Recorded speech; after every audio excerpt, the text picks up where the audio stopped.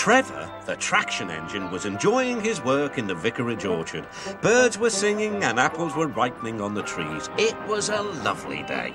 "Hello, Trevor," said James. "You look as bright and cheerful as my red paint." "Oh, I am," replied Trevor. "What's that noise?" asked James. "It's the bees," laughed Trevor. "They're all in these boxy things called beehives. I'm taking them to the station. The vicar says his bees make good honey and is giving some of them to his friends." Just then, Boko, the diesel engine, hummed in. "Take care, you two. Don't make the bees angry. They might sting you."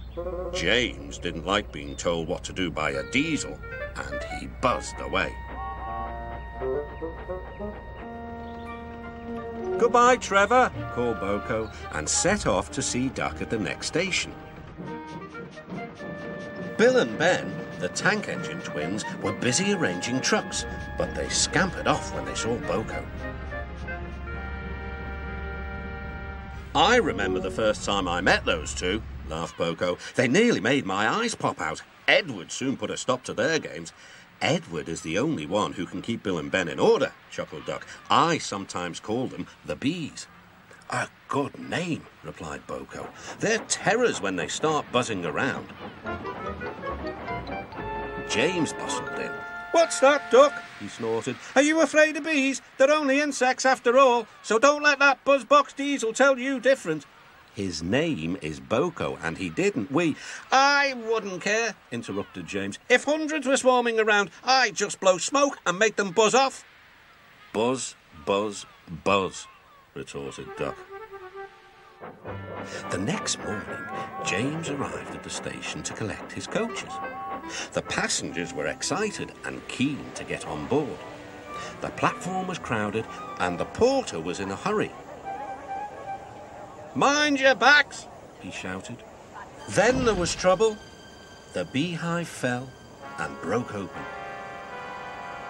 The station cleared like magic. James heard a familiar buzzing. The bees were too cold to be cross, so they buzzed around the fireman hoping he'd mend their hive, but he didn't understand, nor did his driver. So the bees turned to James. His boiler was nice and warm. "Buzz off," hissed James. One bee burnt his foot. "Ooh, ah, phew, phew." The bee thought James had burnt him on purpose.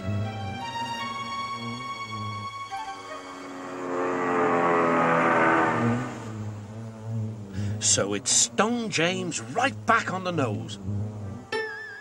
"Eee!" whistled James. He had had enough. So had his fireman and driver. They didn't notice till too late that they had left all their coaches behind. They tried everything to get rid of the bees. First, they spun on the turntable, to no avail. They tried washing them off, but the bees clung harder to James's warm boiler. Then they tried smoking them off by going through a long tunnel. But still the bees wouldn't go away. "It's no good, James," said his driver. "We'll just have to go back to the orchard and fetch another hive." James's reply was drowned by the sound of buzzing. The vicar was waiting anxiously for James. When he arrived, the bees swarmed straight into their new home. "Come on, James," said his driver. "What you need now is a good hose down." Later that evening, James was resting in the shed when the vicar came to see him.